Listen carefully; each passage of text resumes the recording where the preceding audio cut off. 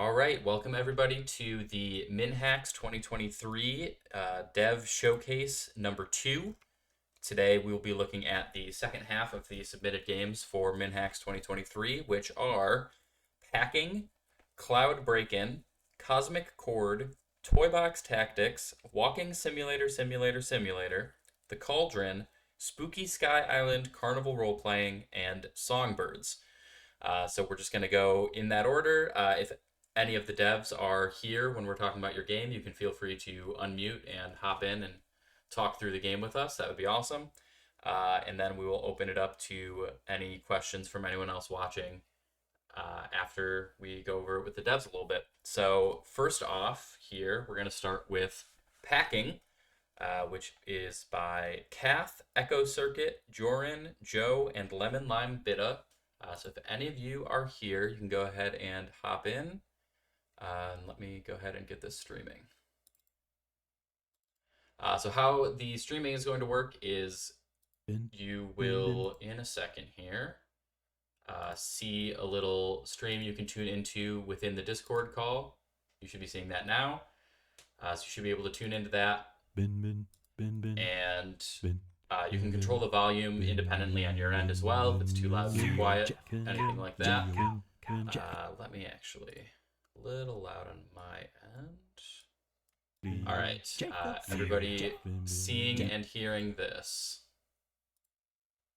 Yep, I got it on mine.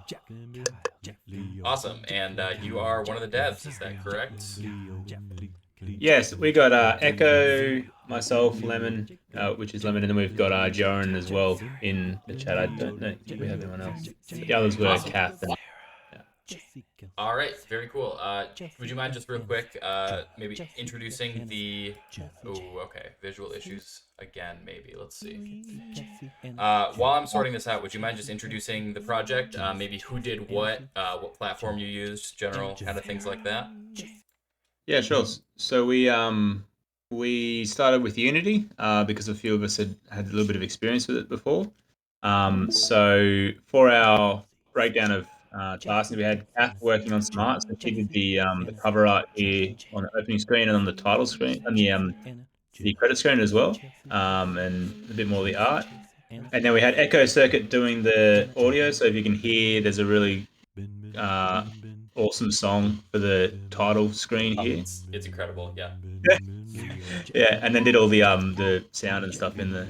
Do you want to talk at all about this musical sound, Echo?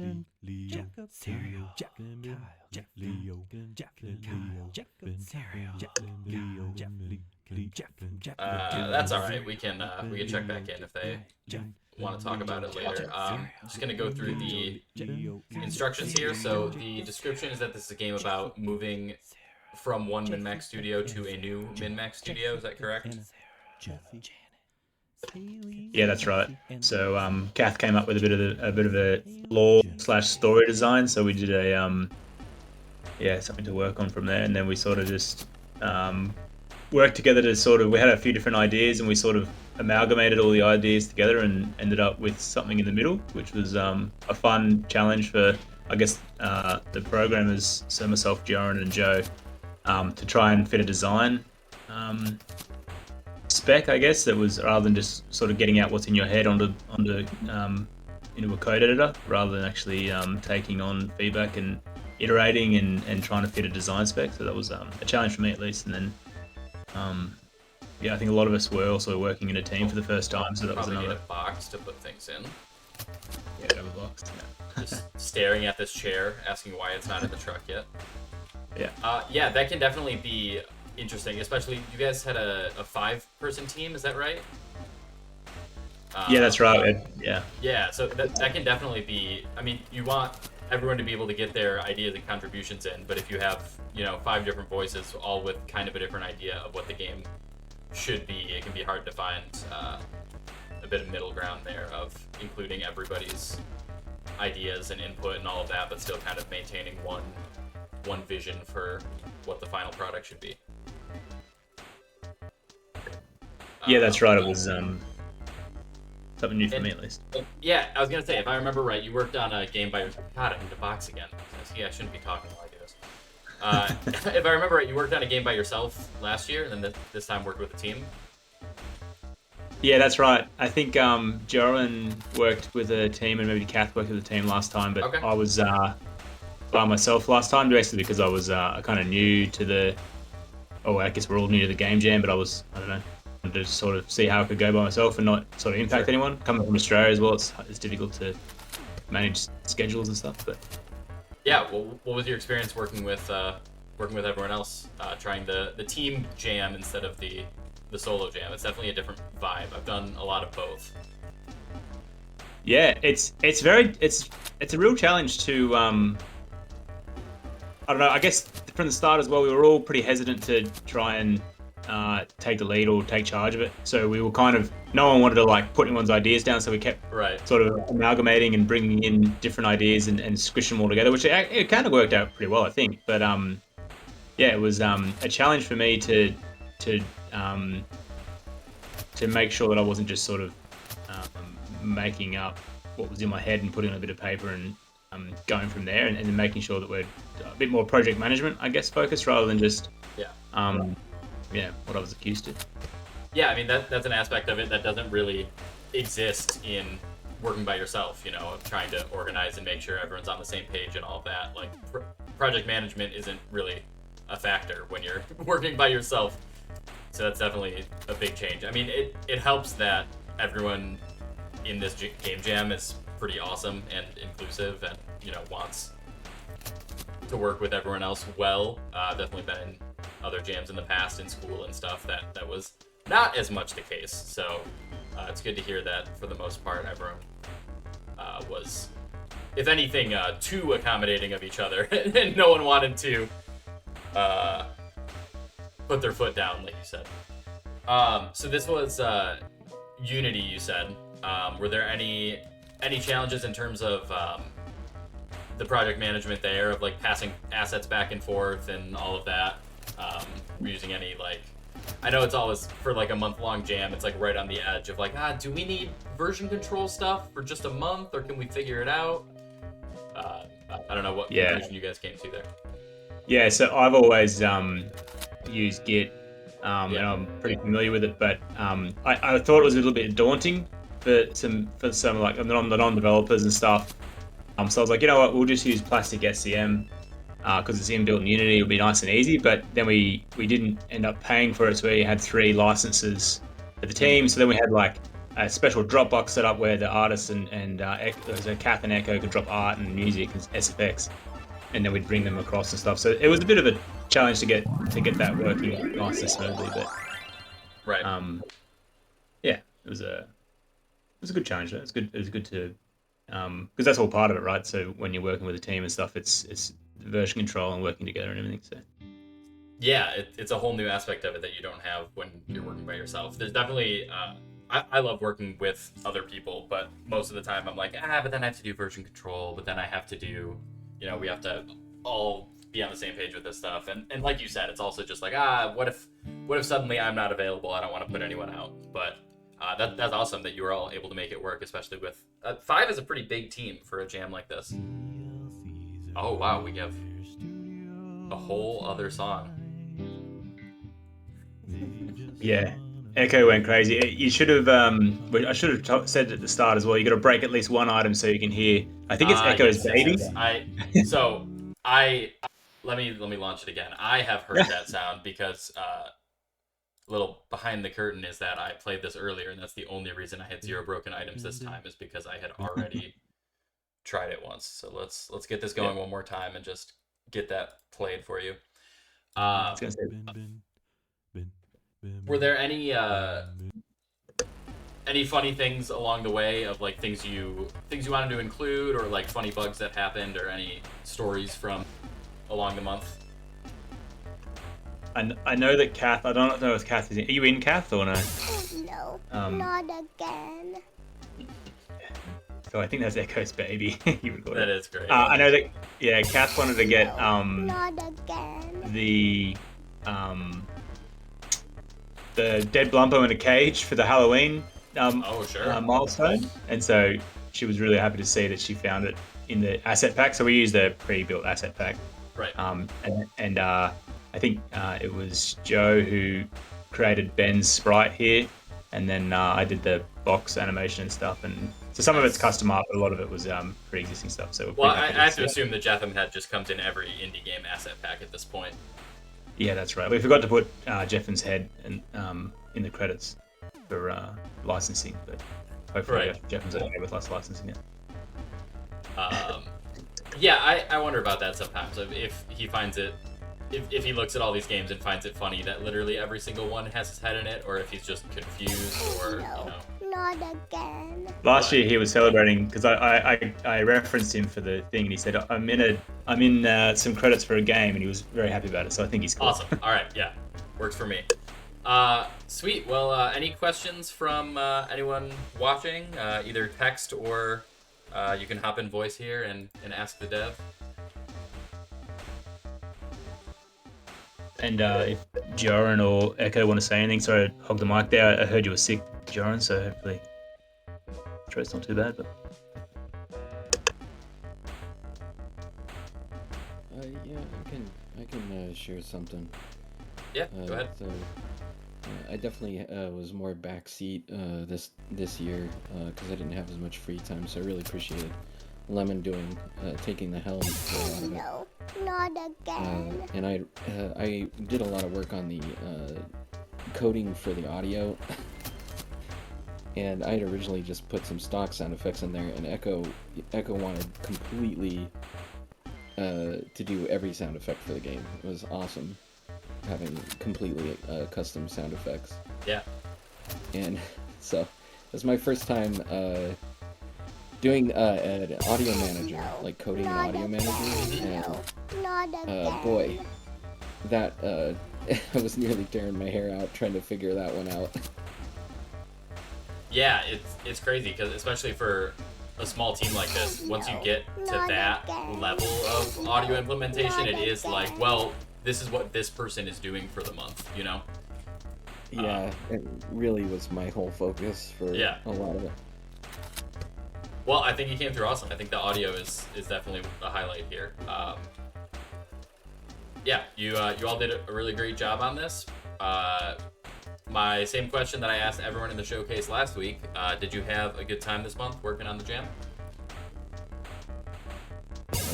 No, not again. Hopefully more fun than stress is what we're shooting for here, generally. Yeah.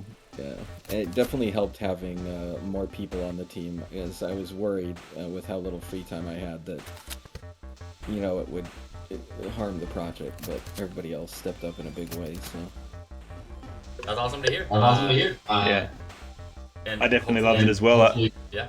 Sorry. Go ahead.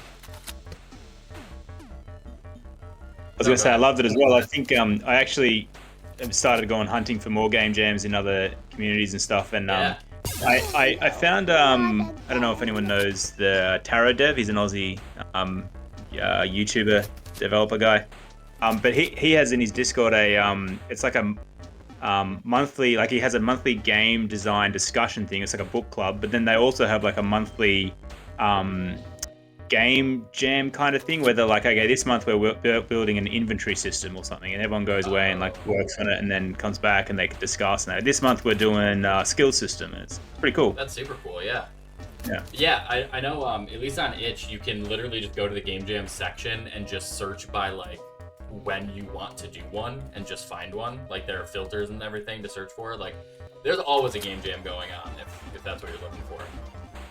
That's awesome to hear. We can hopefully get you another one next year. But yeah, in the meantime, definitely there should be plenty out there to find if anyone else is ever interested. And, different lengths too. The month one can be a little intimidating. You can find, weekend jams or 1 week jams and things like that too, which is good variety. All right. Well, thanks so much, guys. We will hopefully see you again next year. You did an awesome job on this. I think we are going to move on to our second game here, which is going to be Ray Luaza streaming Cloud Breaknn for us. So I'm going to go ahead and stop this stream, and then you can all go ahead and tune into his once he's got it going, which he does.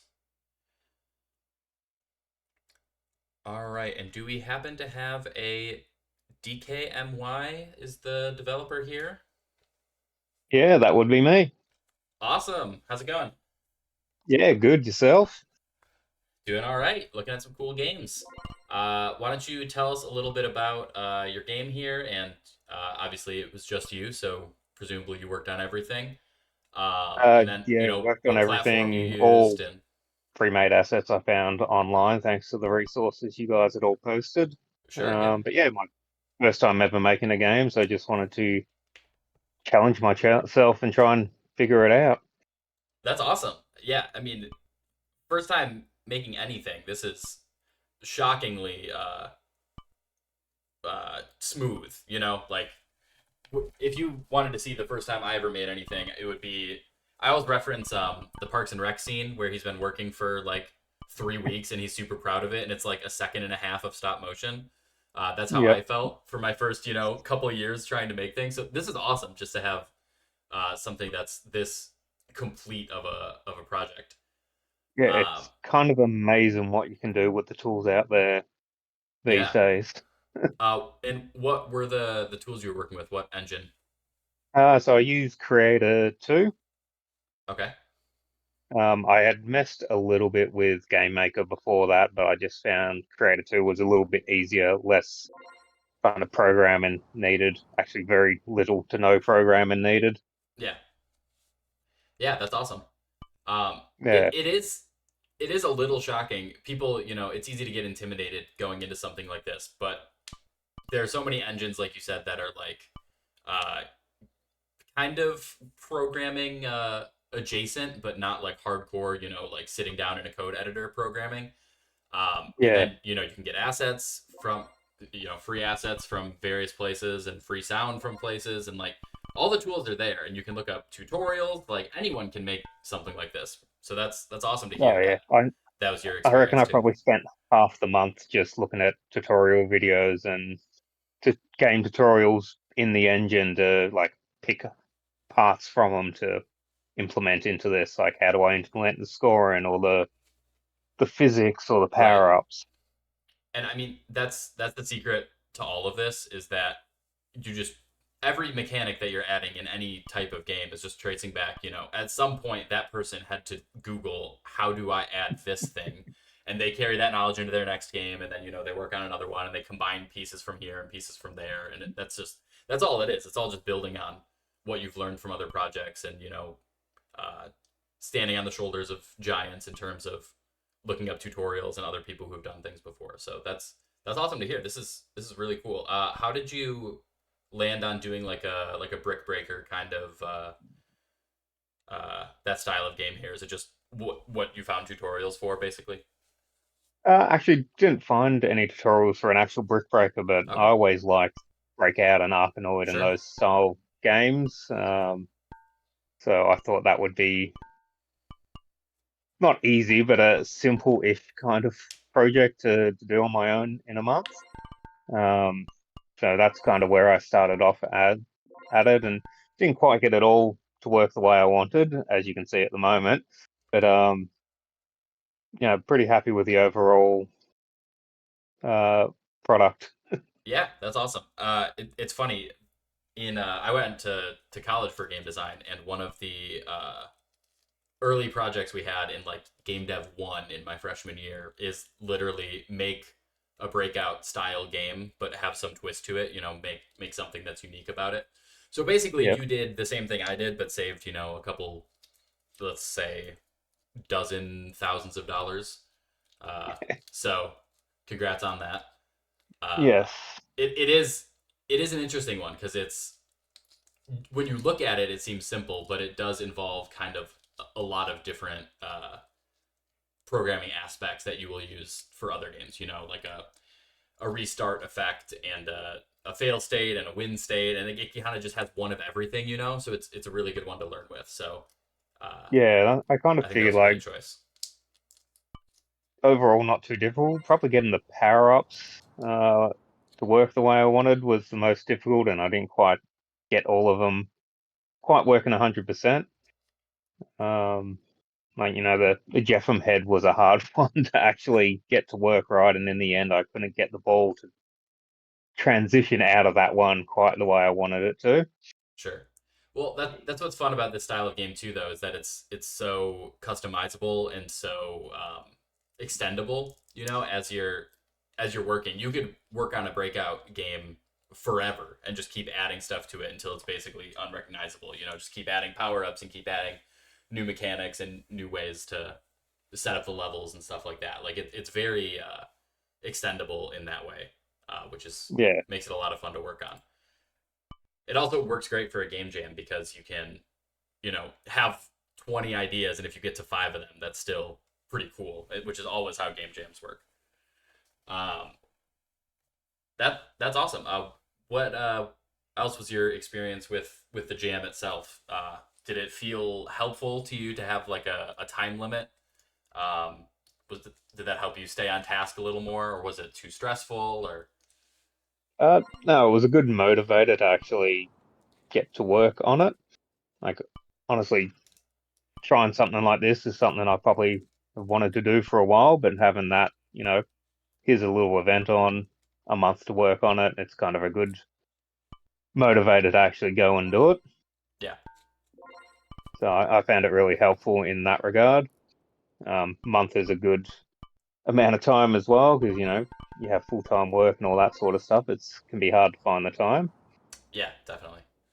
Yeah, that I've always loved that about game jams. That I'm the type of person where if it's not like when I was in school for game development, that was enough of a motivation that I would finish my projects, you know, or at work when I'm working on something, obviously that's enough motivation to finish my projects. But I definitely have trouble self-motivating for stuff with just kind of nebulous deadlines of like, oh, it's just fun to work on. I'll, you know, get it working eventually. So I've always loved game jams for that they give me an excuse to push myself a little more and try to actually work on something more than just every once in a while, you know. So Yeah. that's awesome to hear. Anybody else either watching or anybody else watching either voice or text want to jump in and ask a question here? Questions, comments, concerns? I have Hopefully a question. not concerns. Yeah, go ahead. What made the Jeffem head so hard to implement? Probably the way I did it. So once you get the GFM power up, it was a matter of making the ball disappear, destroy the ball, have the GFM head bounce around, and then once the time goes up for that, having the ball replace the GFM head in its spot. And I got it to do that. I could just never get the angle of motion right. I couldn't figure out how to get the ball to transition into the same motion that the Jeffin head was moving in. Oh yeah, right. That makes sense. Yeah, that was the trouble I had with it. And I'm sure there's probably a simple solution. It's just one I hadn't been able to figure out in my time with the game. Anyways, it seems better. The way that it is now is it seems better to me somehow. It seems Yeah, more it's a little perfect. bit chaotic, but yeah. Yeah, awesome game. Thank you. Yeah, I think the next step is just to add a Jeffem mode where it's just, you know, as many Jeffem heads as you can put in before construct buckles underneath it. Mm. I think that should be the next goal. That should be Cloud Breaknn 2. So I guess that's the next question is, was this fun enough for you that you see yourself either doing more jams or working on this more? Is this kind of a new hobby for you, or do you think this was like, yeah, I tried it, I can say I did it, and now I'm kind of done? I'm gonna try and make a couple of other little things. I've got a few ideas what I would love, like games I would love to make, but it's more managing to get the skill set to be able to do that. Sure. So I'll probably work on a few other smaller things and tinker away at those for a little bit. That's awesome to hear. Hopefully you had a good time working on this over the month, and hopefully we can run one of these again next year. And we'd love to have you back, obviously. Any other questions here before we check out the next game? All right. Thanks so much for hopping in. We're gonna All right, thanks guys. move on here to Cosmic Chord. Let me go ahead and pull that up and get it streaming. This one is in browser, which is cool. All right.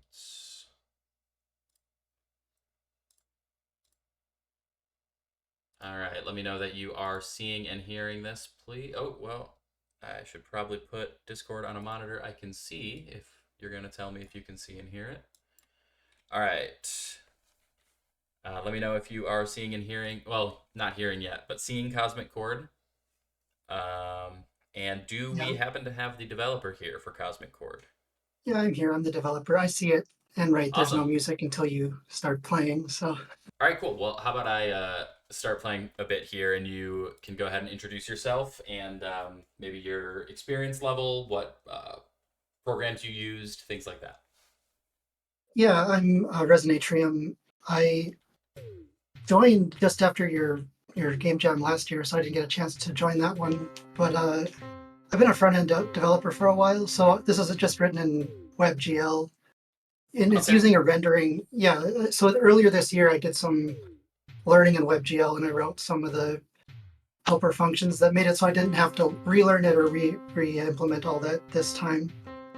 But what I wanted to focus on this time was graphics, pixel art, because I've done a few very basic text-based games. Now to make something approaching a game I send out for other people to play, you kind of want some graphics, and I always underestimate how hard that is. So I just wanted to spend some time trying that out this time.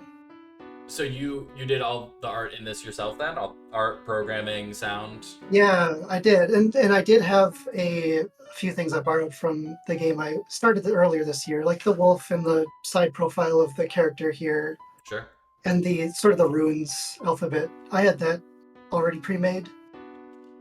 And the challenge I did this time for this game jam was I wanted to make, to animate a pixel art, what helped me was to make a posable character. So I split up that profile I had into like the arm and the leg and the thigh, and I could rotate them in sort of a posable way. Yeah, that's awesome. The game has such a unique feel to it. It reminds me of kind of like old PC games, before they were even PCs really. Old computer games, especially in the controls are super unique in a cool way that reminds me of that, where it's like when you play any indie game now, you can look at it and kind of be like, oh, it'll probably control like this, it'll be left stick to move and right trigger to do this and whatever. And I really like that you just kind of designed this agnostic from 40 years of game development of just like, no, like I'm gonna make new controls and they're gonna work this way. And I think that's super cool, and it really changes the vibe of it. Yeah, thank you. That actually, it's an interesting point there, because the game I worked on earlier this year was sort of a piano learning training game. And when I saw that there was a challenge for one button, I kind of jumped on that because I want to maybe plug this into the thing I was working on before. And when you have a full key of 88 keys to work with, I kind of wanted to just make the movement controls very limited to just a 2-button game, bass and treble, and then here this part you'd actually play the music. So I wanted to work with a very limited set of keys for everything else. Right. The movement.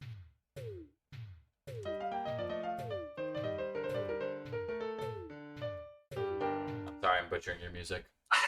And actually, I didn't put this into the tutorial, but if you run and keep holding the run button when you approach a phrase, it will play the melody, so you can get a sense of the the rhythm, the tempo, and everything. Yeah, okay. I was trying to figure out. I knew it had played like a preview some of the time, but there we go. Yeah.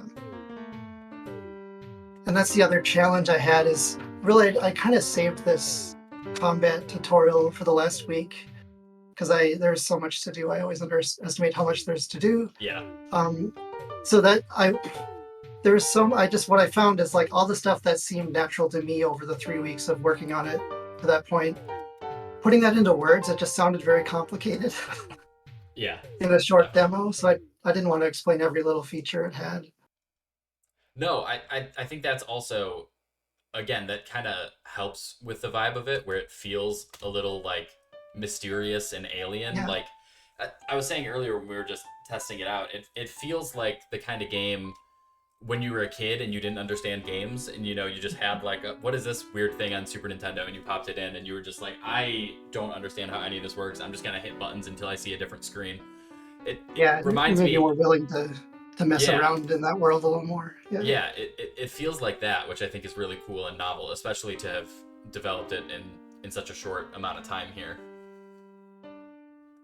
Great ending here, also fading into the credits. Big fan of that. Yeah, I like that effect, that atmosphere effect. That worked Yeah. out well. Yeah, it's very cool. And here, it's a little hard to tell, but this is actually my Jeorin face. Oh no, I can tell. Yeah, that's Okay. Jeorin. That's Jeorin if I ever saw him. Yeah. That's awesome. So coming away from this, again, the question I've been asking a lot of people. This was kind of your first development thing. You said you've been dabbling a little bit, and obviously game development specifically. Right. Was this a fun experience for you? Do you think this is kind of a new hobby for you going forward, or are you just gonna check in once a year with game jams, or new primary hobby, I'd say. I kind of want to make a winter hobby of finishing the piano, implementing the piano part into it. Yeah. That's awesome. And I'll be back next year. I would like to work on a team next year and maybe using an actual industry tool, because I just kind of I ran with my own thing. It was very hard. Every time I had to debug something or play test, I had to play from the beginning. I didn't have a way to just jump halfway in. Yeah, I mean, that's also just the reason Unity is as popular as it is kind of because Unity is popular. You know what I mean? Where it's like, you can look up anything about Unity and someone has an answer for you online, and there's tools for it and plugins and anything you could ever need for it. Like that's how these things kind of work. So that's even more impressive that you were kind of doing it in uncharted territory here and just making things work on your own. Yeah, I was able to lead on my experience with front end development, so that's why I chose to do it in HTML and WebGL. Yeah, that's super cool. Do we have any other questions here from, you can either hop in voice or throw a question in chat, and we can get them answered by the dev here. Why don't I just go ahead and get this going again, we can talk a bit more. So you said for you, kind of the most, the new thing for you was art implementation. Yeah. What is that process like in WebGL? That was probably the most fun I had, because that was the very beginning of the project where everything's fresh, and especially after a day of work, just to be able to mess around with some pixel art with no deadlines, because I didn't have the good project management to set deadlines at that point. Yeah. But it was, that was fun. And then on the weekends, I could work on the part to make it posable and test the theory if that had helped at all. And it did. It worked out pretty well. I was able to put some new animations in quickly at the end when I needed it. I have a question. Yeah, go ahead. How are you? I'm the person who made the other music game in this, so I was really interested in this. Yeah, I saw yours too. Another rhythm game. Yeah, sort of. It's somewhat rhythmy. But how are you imagining how the piano would be incorporated? Well, that's where I wanted to make something that would tie in. I could repurpose it for my other piano game, because I've always been wanting to learn piano, but just trying to learn with the sheet music or even the online tools, I just couldn't stick with it. So if I want to kind of make something that will trick me into learning the piano, that's my ultimate goal. So would like the piano would be some like an input or something, or like? Yeah, that's what I have. I didn't put it into this one because I felt a little like cheating to use what I started earlier this year, but I have that part working where it'll plug in your MIDI controller, and I have sort of the ability to transcribe music and display it. still in the pixel style. So I'm really excited for what I can, when I merge the two together, what it will end up playing like. Yeah, that's that's super exciting. cool. Yeah. Yeah, definitely. If you do keep working on it, feel free to post in the Yeah, dev will club do. there any updates. I'm Yeah, sure I'm- a bunch of people would like to see it. Yeah, I'd love to play test. Oh, I could use all that help. That's the other thing, working alone. You don't have anyone to catch the bugs until myself at the very end. It's tricky. Yeah, that can definitely be tough when you're, head down on a project. Especially, like you said, every time you have to check a bug, you're going and playing through it from the beginning every time. You kind of get into a rhythm of how you play through it every time. Exactly. And you're not One thinking track. about Yeah. you're not thinking about what everyone else is going to be doing and all the possibilities of like, oh, well, what if they do this other thing before they do the first thing? Now it's Exactly. totally broke. Yeah, that can be tough. Any other questions from anybody?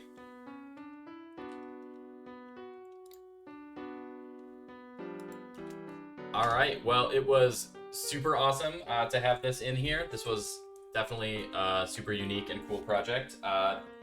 Will you be back next year? If we do Absolutely. this again next year? Yep. Very cool. I will. All right. Well, we hope to see you then and hopefully see some progress on some other stuff in between now and then too. Thanks so much for hopping in. Thank you. Alrighty. We are going to move on to our next game here, which will be Ray Lawaza streaming Toybox Tactics. So let's go ahead and we can all tune into there. I can see in here. It looks good on my end. I'll have a bunch of spaces in the Discord chat from playing the last game, which is awesome. All right. Do we happen to have the developer for Toybox Tactics here? If not, no worries. I believe this is by KickCamel. I don't think I see them in here, so Ray, you can go ahead and start, and I'll just talk through what I know about this. So we got some, if you were in the Game Jam text channel over the month, we definitely saw some progress of this. Sorry, I won't talk over these again. These character selection quotes. I'm a bear. Sure are, buddy. So there was a lot of progress posted along the month for this. Basically, this is a prototype of kind of a turn-based grid tactics game where you're either playing as a cat or a bear. You got a couple actions to choose from, and then once you get through all your actions, you are hitting end turn, and then presumably other actors would go, and then you would get to take another turn. Once you get down to 0 action points, you can end your turn, and then move on and try again.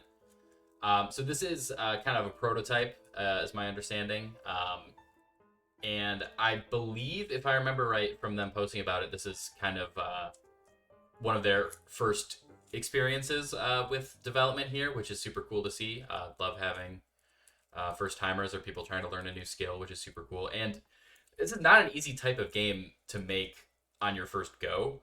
I actually did my senior capstone in college was the spin is my favorite part here. If we can get one of those. Beautiful. My senior project in school was making a tactics game, and I started for the first, month or so thinking I was making a grid-based game, and then eventually got frustrated making a grid-based game and decided I was going to make a free movement game because that was much easier. So definitely commend KickCamel here for doing the grid and getting all of that working, because that is not as easy as it might seem just from looking at it. Looks like Ray's just going to restart the game here real quick so we can jump through it one more time. I love seeing stuff like this. Like, people can definitely be afraid when signing up for a game jam of like, oh, I don't know if I'll have time to make a full game. That doesn't matter. If you have time to make anything, then that's awesome. This is a super cool prototype, and we're super happy to have it. So don't be discouraged, anyone who's like, oh, well, I couldn't make something that's a complete product in a month. Nobody can. That's not the point of this. The point is to learn new stuff and make something cool, and that's definitely what we have here. If anyone else, we can't do questions obviously with the developer absent, but if anyone has any comments and wants to hop in, feel free. We can do another run here of turning the little objective lights on. Get some cool spinning going.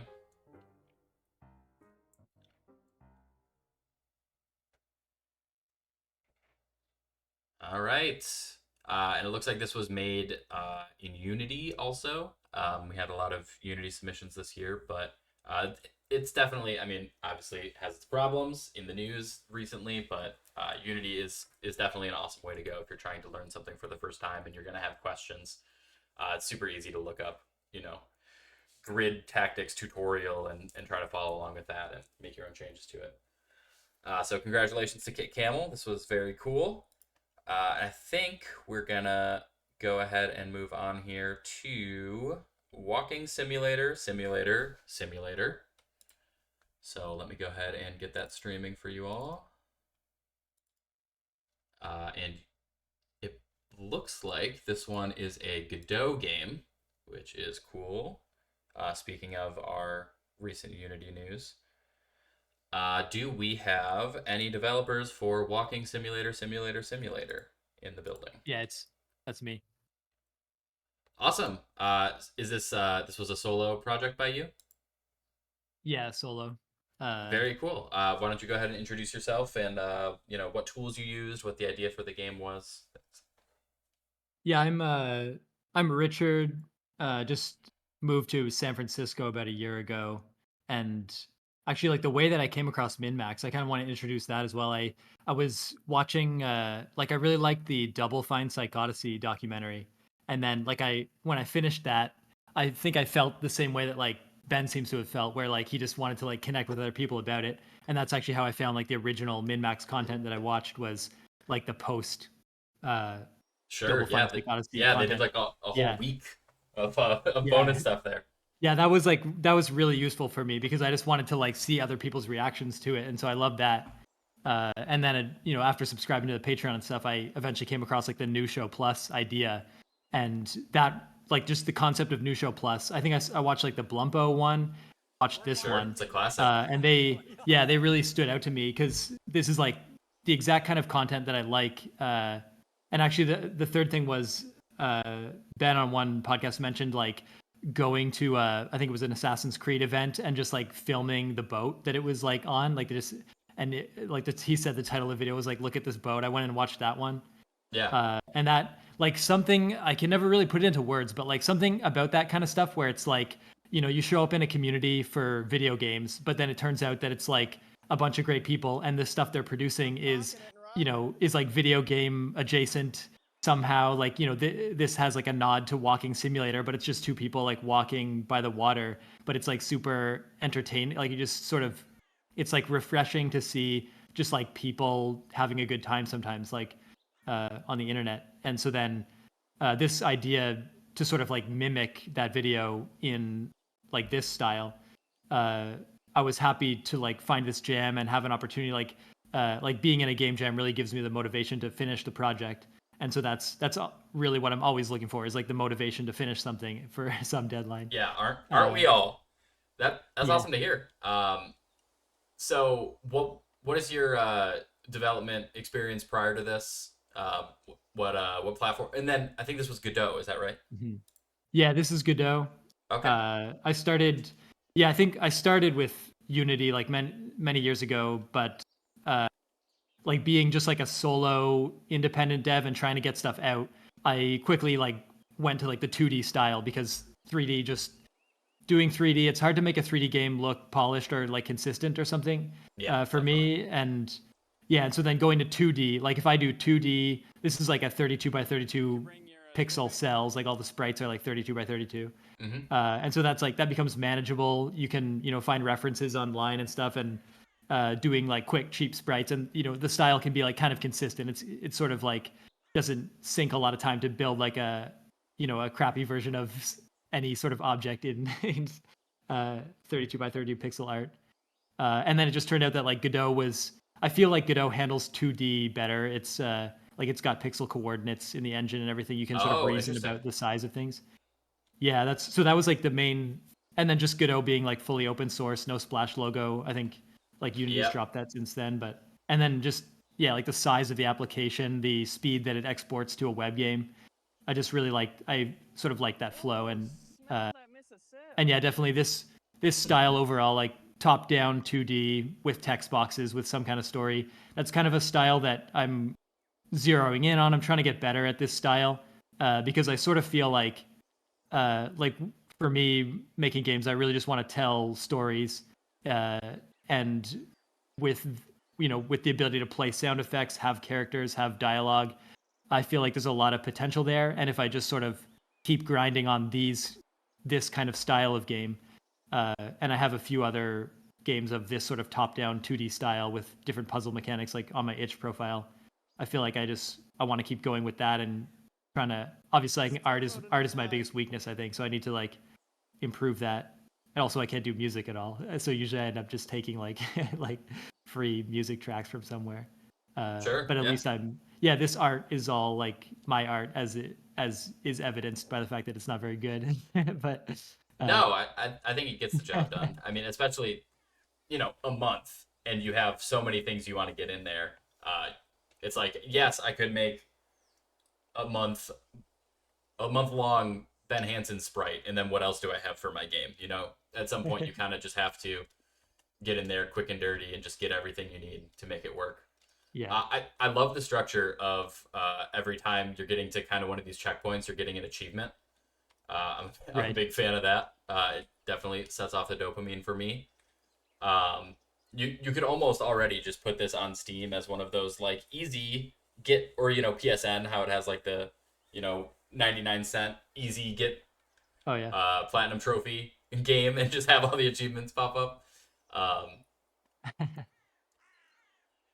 So Yeah, achievements are in regular games. Achievements are just something I've heard a lot about. I've never like pursued achievements or something, but sure. somehow it just fit like, I have to play like I wanted to get sound effects in there somewhere. I wanted to have milestones, and it just fit with like achievement, not making fun of achievements or anything, but like just No. had to like Yeah. give some title to them somehow.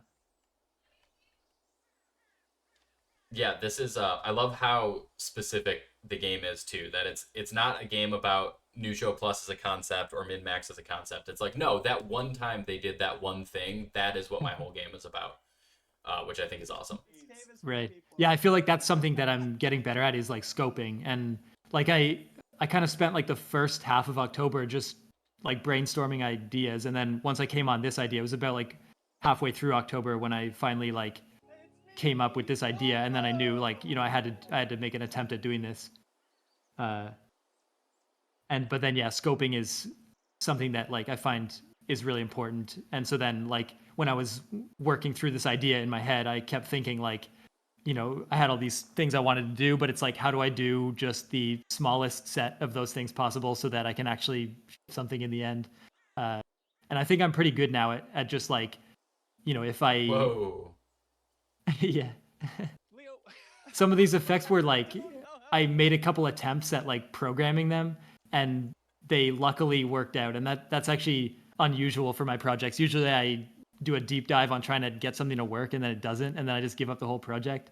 And so actually I feel kind of lucky that the few like sort of interesting flourishes that I wanted in this game just happened to like work out with minimal like, grinding on the code, and I was able to actually just like finish them and move on and complete something. Yeah, I love the idea that the camera gimbal is rotating on this top-down, zoomed-out 2D game. Yeah. Yeah, this is awesome. Was there any questions from viewers here? You can either hop in voice or ask a question in text there. I know we've been talking about other things, but the dialogue in all this is great. I've been silently chuckling to try not to interrupt you talking about your game, but yeah, a lot of this dialogue is just like verbatim from the video, and that was nice too, because I don't think I would be very good at writing dialogue, but this was like the opportunity to just like take existing dialogue and use it. And so it like, the dialogue is quality just because I could copy and paste it from like the video basically. Well, I also love that it's kind of like JRPG style where you're like accenting the important lines with the voice clip, and then the rest of them are just text. I think that's a fun way to do it, rather than it would be easy to just chop up the entire video and make the whole game voiced, but I think it actually works a lot better to have most of it be text and then just accent the important funny punchlines, you know?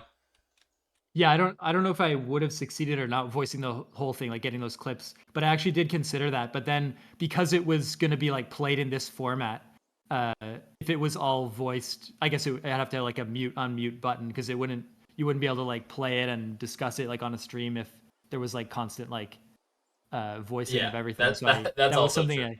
Yeah. Even just seeing some of this in text, though, you can like if you sent me this line of text, good cliff, limestone, you know, I'd be like, oh, did Ben Hansen say that at some point? Yeah, that's good stuff. So yeah, it's funny no, go ahead. Oh, yeah, I'm always trying to like put into words like how I feel about like what like drove me to make this kind of game, because like yeah, like something about New Show Plus is just like such a perfect idea. And sometimes like the things they say on New Show Plus just ring in my head like for so long, and it just feels like having the chance to like make this game and like reuse some of those clips that sort of like replay in my head often for whatever reason is like a fun way to just like do justice to them, like sort of serve them in some way as like, you know, lifting them up to like achievement level, but it's just like something random someone said, but like it's funny because these are like Leo Vader, you know, being kind of like a comedian and stuff, like the things he just says offhanded are like the thing that he just said quietly, like that, you know, it's like that deserves to be in a game and be like an achievement or something, you know. It's like this is the ultimate when someone writes in and says, just so you know, I thought that one joke you said where no one laughed was really funny. This is just you doing a whole game out of that, which I think is great. Oh god, see, I nailed it the first time, but can I remember what I just did? If I get it right again, it's because I was a genius the whole time, and if I get it wrong, it was luck the first time. This sliding puzzle too has a lot of ways to cheat at it. Actually. Oh yeah? Can you go around the edges or something? Yeah, the edges, like if you just slide off at any point, sure. You can kind of really control.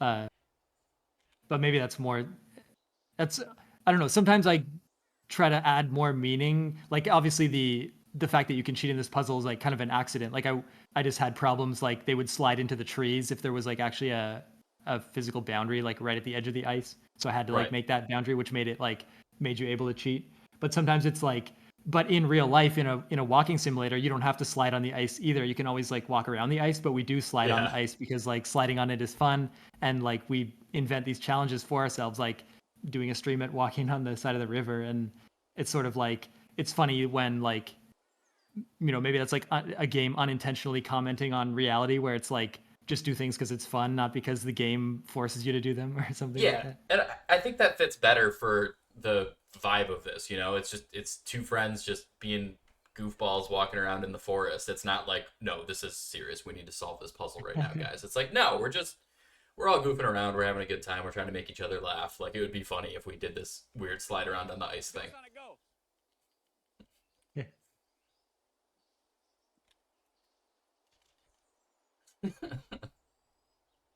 But yeah, I should mention, like, we can just cut it wherever if we're, so we can have more time for, like, if there's any games after this. Oh, no, you're good. I mean, if it's going for another 20 minutes here, maybe we'll have to stop at some point, but, oh man, Ben got cut off. I mean, me personally, I wanna see if there's some ice cream at the end. Any other, questions, comments from anybody watching here?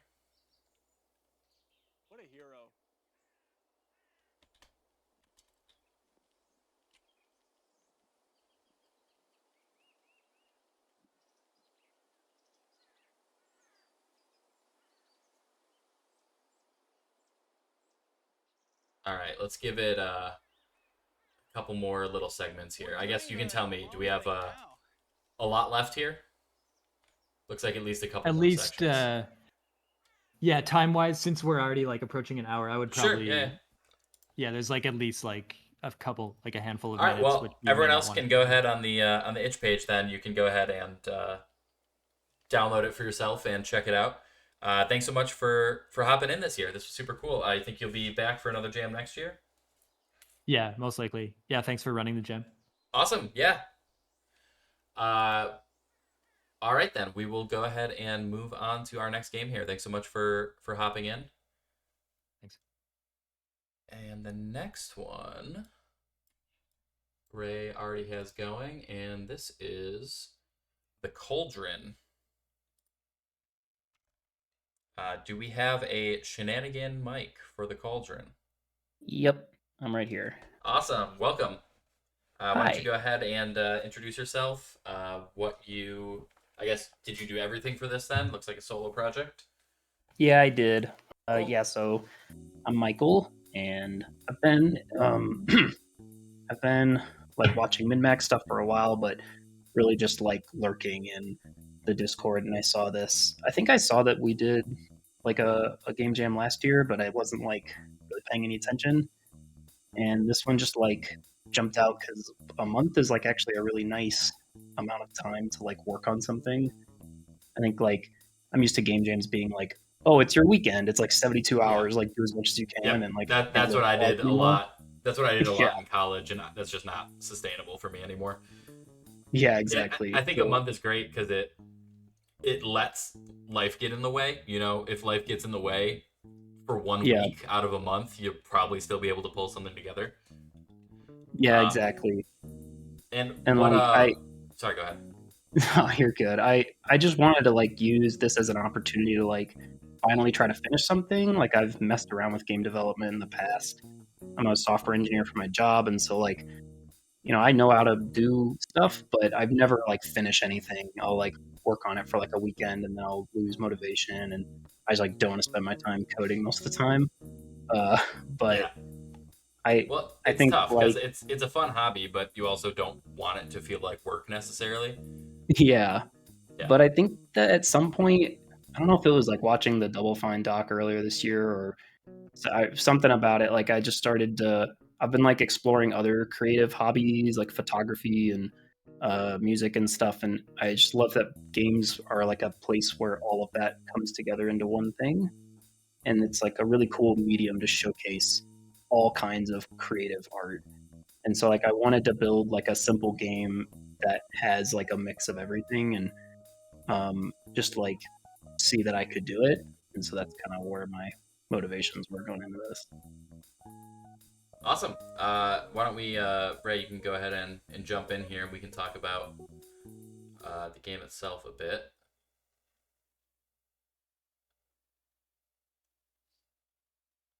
Oh, has it been going? Oh, yeah, sorry. We were just at the menu that whole time. Looks like it is going now. Yeah. Sorry, yeah, you can go ahead and hit resume. We'll keep chatting. So what platform did you use working on? So this is in Godot. Okay. Wow. I think I've worked with Unity a bit in the past. Three or four Godot projects then. That's really cool. Yeah, like I just mostly I was like, well, it's like, so that seems great. I'd use anything open source pretty much. And the 2D stuff seems pretty good. Yeah, it's playing. I can see it going now. All right. And what was the idea behind the game here? So I kind of just started with art. Like I drew all this on like an iPad with Procreate, and then started just putting characters together. And initially, I was thinking of doing like a top-down game, and then it changed a few times, and I eventually just settled on like, let's just make a 2D platformer because I was having too many ideas and not doing anything with them. Right. So like, yeah, I just decided to do a platformer. I knew I had this like witch character, and so I was like, okay. I was thinking initially about doing something where like I get like a broomstick and you can start flying. But I ended up cutting most of those ideas just to like build something. And like, so I was like, okay, we can do a float and try to just like build a level around that instead of like trying to fit 6 features into the game. Yeah, I really love the, someone in chat points out that it has Vib Ribbon vibes. I definitely love the kind of like sketchbooky art style here. Especially, I love that it's all consistent. I think when you're like hand drawing things, I think it's super important to get like the the line weight and all of that consistent across the board. And I think that works well here. And it also works here with like this tree in the background and stuff being the thicker line that kind of lets you know that it's a barrier. Hey, we did it. Like I think the art came out really well. Thank you. I really appreciate that. Like I think what's really funny is like I like drew this stuff, and most of it I kind of purposely like made it messy so it doesn't. I'm not like I could do it less messy than this. Like this is as clean as it would ever have gotten. But I have a similar approach to when I make quote unquote art in my games. It's like, if I'm in on the joke, and I, even more so than this, I'll straight up try to make things ugly and be like, well, I wasn't trying. I mean, look, it's supposed to be ugly. Not that this I think this looks great, but I think I definitely have that tendency as well. Yeah, and I was surprised how simple it was to get like animations for things going in Procreate, because it'll basically like give you a like a little shade of like your previous frame, and you can just draw over it. Oh, very cool. It kind of like worked well to like I didn't draw them exactly. You just like let things be weird and wonky, and it kind of just adds to it if you decide that it's an aesthetic and not a mistake. So it was one of those things where like game development's really hard to like. The thing that struck me about building a game was that there's like a billion things that you could do. Like you could spend forever polishing everything. Oh, yeah. But if you get it to like 70-80%, it's pretty much a game. It's already a game at that point, and like you have to kind of like let go of things. Yeah, I mean, instead of worrying about it. It's especially with game jams. It's that quote of don't let perfect get in the way of good enough. Yeah. Like don't let yourself get hung up on fixing every little problem. Like you're always going to look at what you've made and think of 30 things like, oh God, I wish I'd gotten to that. I'm like, oh yeah, that's still doing that. I meant to get to that. But it's never going to be, unless, you end up being one of those solo devs that, just works for 15 years and finally releases your passion project and it sells millions and millions of copies. I mean, that's a 1 in a million chance for people like that. I think for the rest of us, it's about getting something you're proud of and being able to let go of the things that couldn't make it in, because there's always going to be a million things you wish you had time or wish you had fixed about it. Yeah, it's exactly. I think that's part of why like in the future I think I would probably want to work on a team. Like I think mostly I was just thinking, well, I want to see if I can do it, and I didn't want to like drag people down or something, but like that's not how this works. You can't do everything on your own, and there's like so much more to be gained by like working with other people. And I think that's what I would do in the future in game jams. Very cool. Did you have a good time working on this month? Do you think you'd come back if we did another one next year? Definitely. I would absolutely do it. It was like, having like some arbitrary deadline that was like reasonable was like exactly what I needed to like actually finish the thing. Because again, like I've messed with games before, but I've never like making it a thing that is done that you can like give to people and have them play it is like a really satisfying part. And suddenly you're actually like learning about what you did and if it's good or not. Right. All right. Any questions from anyone in the chat? You can either hop into voice or type out a question there. We had a couple people calling out that they loved the jumping animation, which I definitely agree with. I think it works really well in terms of, I mean, it's basically just 2 frames, right? It's on the ground and then in the air, but it's timed well enough that it really works and communicates what it needs to gameplay wise. It feels good. Yeah, I think initially I was trying to do that with like a 3 or 4 frame animation, but I realized it just was kind of awkward, so I just had it jump straight to like basically a rising and a falling animation, and suddenly it was like a lot simpler. And I'm sure that if you like are like an animator, there's like a much better way to like my jump takes X frames, so here's the frames or whatever. But for me, it's just like, no, you're moving up. Here's your up. So. Well, and I think it. I think it'll depend on what angle you're coming at it from, right? Like this is like a programmer's jump animation, you know, where if you let an artist have full control over the jump animation, it's going to be 60 frames, but then someone's going to sit down and try to play it, and they're like, well, it doesn't feel very good though. Like I have to wait for the whole animation. So it's always interesting of like which direction you're coming at that stuff from, especially when you're working on something by yourself. It's like, is this an artist's programming, or is this a programmer's art? Like, you know, like all of that stuff I always find fascinating of like when you're working on every aspect of something, kind of which mindset you're coming from. Yeah, I totally agree with that. Like, I think I always assumed that I would be like more attuned to like features and like that kind of like how a game plays, but I don't actually think that's me at all. Like as I've started playing and like doing more stuff, I've like learned more about myself, and it's hey, that's all we can ask for out of a game jam here. Yeah. So yeah, thanks for running this. It was so much fun, and I appreciate absolutely. the opportunity to I mean, something off. I just have to sit back and ask my dumb questions and see a bunch of cool stuff that everyone else made. So this is the easiest thing in the world for me. Yeah, of course. Awesome. I think we're gonna go ahead and move on here. Thanks so much for your submission, and we hope to see you next year. Next one is a little bit different. We are going to be looking through Spooky Sky Island Carnival Role-Playing. If we have any of those devs, you can go ahead and jump in and help me explain. But basically, my understanding is that this is... Oh, no, where is it? It doesn't want me to stream it at the moment. 1 second. So what this is supplemental material for role-playing games. And is everyone seeing a PDF here that I'm streaming? All right, so doesn't look like we have any of the devs here, but it looks like this is TM, Tomilson, Spencer, Saunders, Mitchell, RR, Akhurst. So basically what's going on here, I'll let them explain it. Contained here are a collection of items, creatures, and characters to use in your role-playing game or system of choice. The intention was to make a whole mini adventure around the idea of a spooky Sky Island carnival, but we all got busy and ran out of time.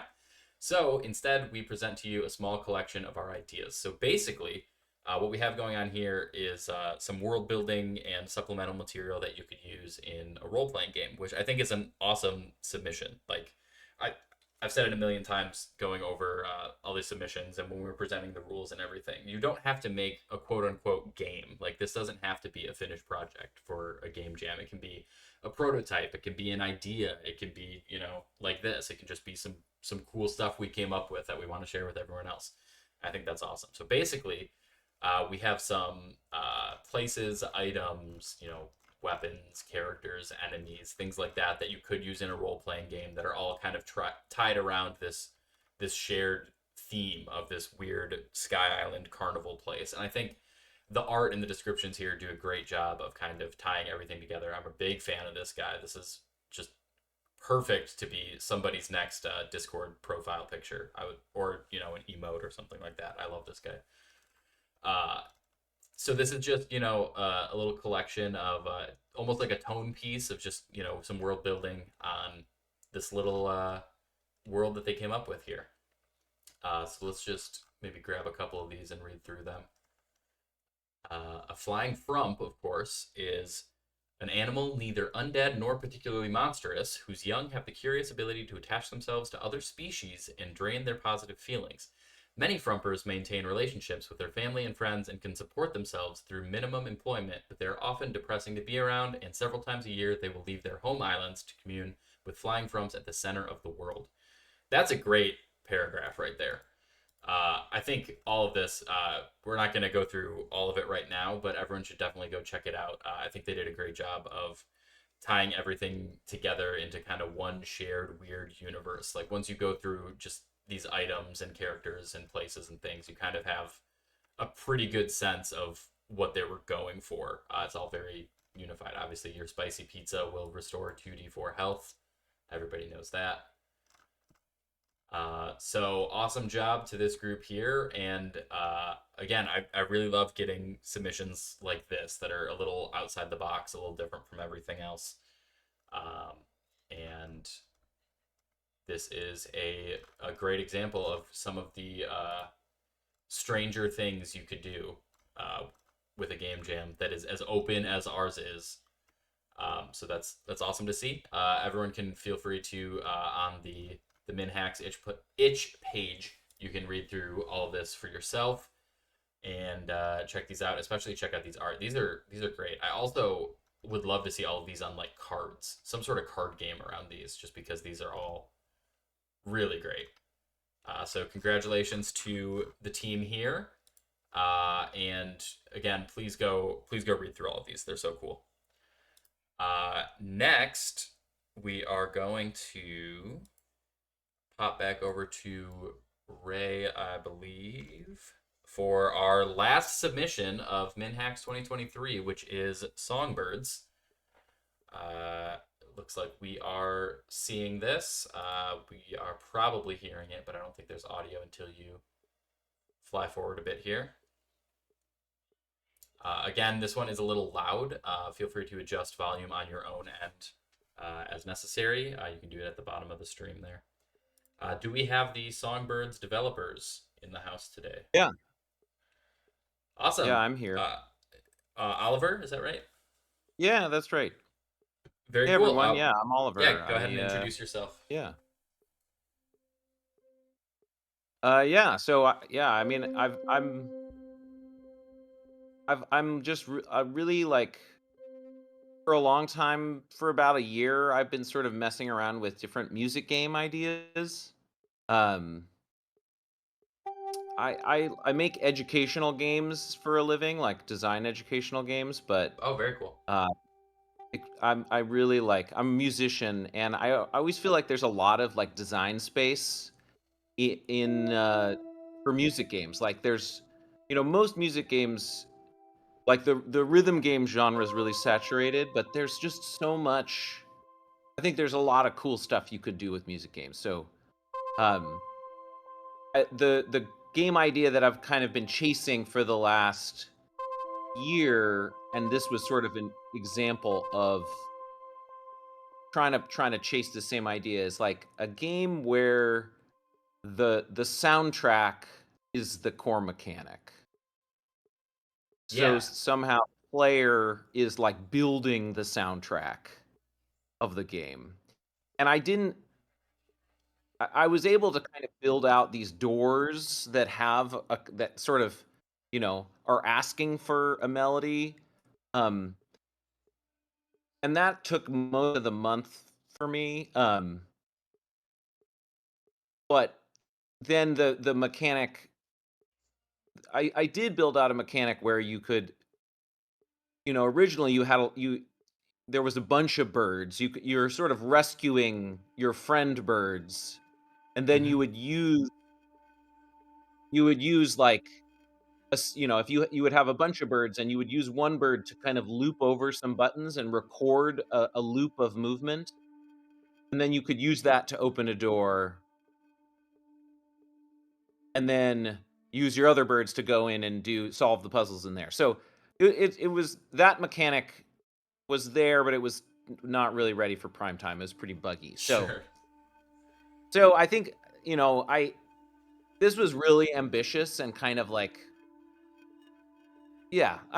So I used the jam as an opportunity to kind of prototype a thing I've been itching to prototype, basically. Yeah, that's awesome. I think something you mentioned that really stands out to me is you were saying that you wanted a game where the player is kind of the one making the soundtrack. Yeah, that's the fantasy.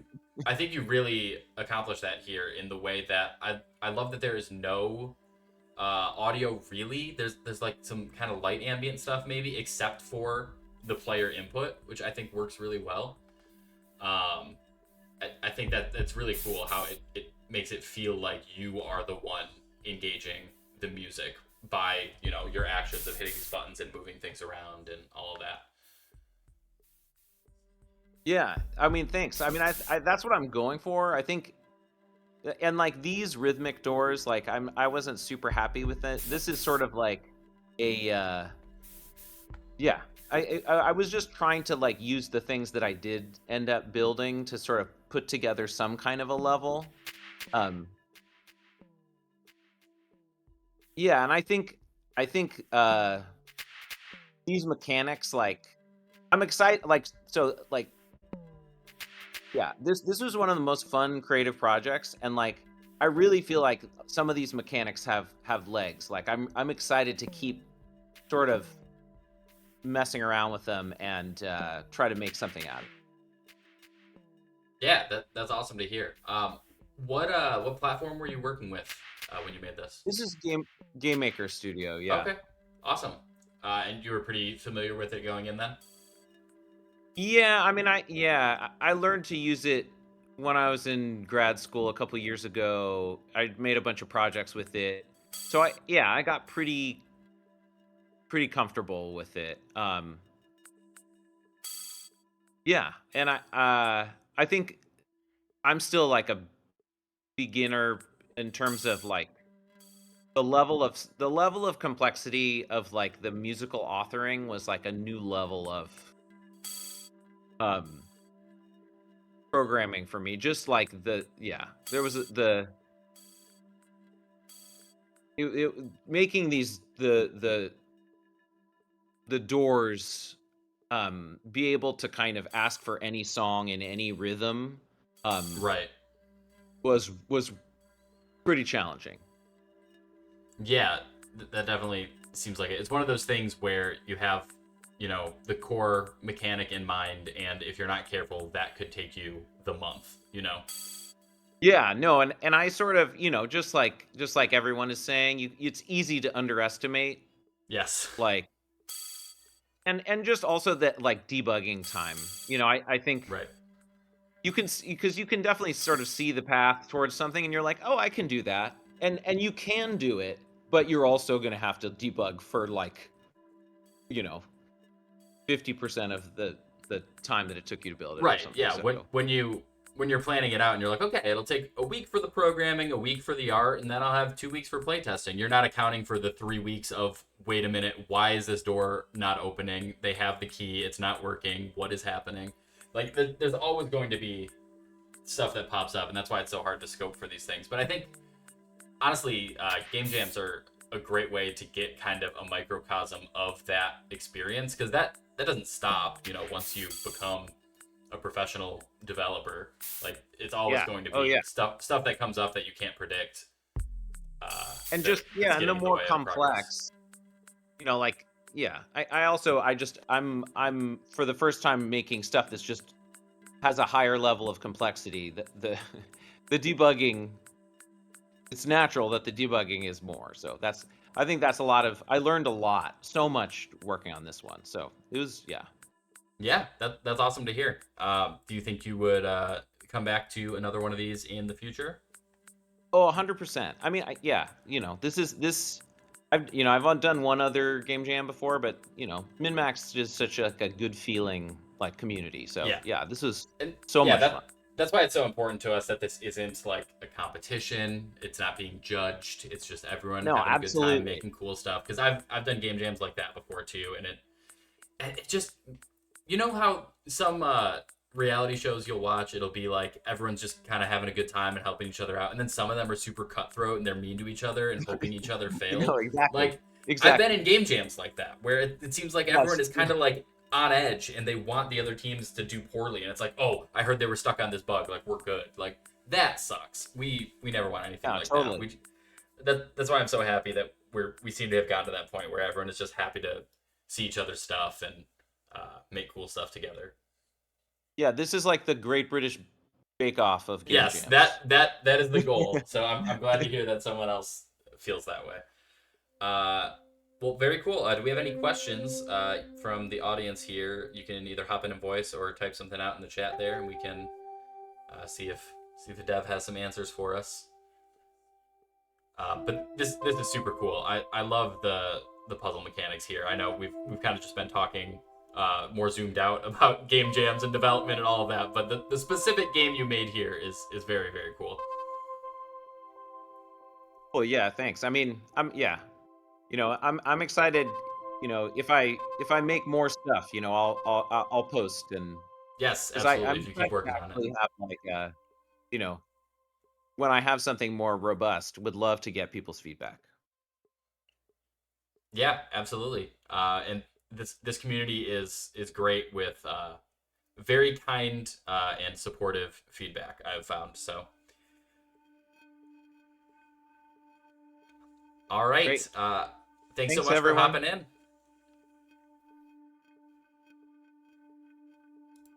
All right. So with that, that is the end of Developer Showcase 2. Thanks so much for all the devs who hopped in. This was super cool to see everyone's stuff. If you want to check out any of the games for yourself, they are available on the itch page. I believe it is just itch.io/MinnHax, MinnHax. So you can go ahead and download all of those for yourself and check them out. It is super cool to be able to actually see them for yourself. Watching them is one thing, but the game feel on some of these is pretty awesome. So definitely go check those out. Leave the devs a comment, any feedback you have. I'm sure they'd appreciate it. And thanks so much, everyone, for coming out. This concludes my portion of MinnHax 2023. I have not heard one way or the other if the actual MinnMax crew are going to be taking a look at these at some point, but that would be awesome. So stay tuned, and we can all see together if they would like to look at them again. I really hope they do, because this is such an awesome showcase of the cool things that the people in the community can do. So thanks so much, everybody, and we will hopefully see you next year. I mentioned in the last one, we will hopefully try to not schedule it in the best release year for video games ever, like we did this year. And we hope to have as many of you back as we can. This is super fun. Thanks, everybody.